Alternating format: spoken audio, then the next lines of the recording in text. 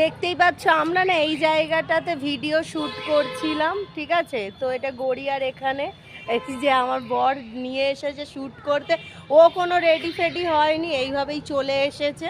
তো এই লোকেশনটাই চুজ করেছিলাম, মানে ফাঁকা বলে, বুঝতে পারছো। তো এই যে ও দাঁড়িয়ে আছে, ও তোমাদের ব্যাক সাইড থেকে দেখায়।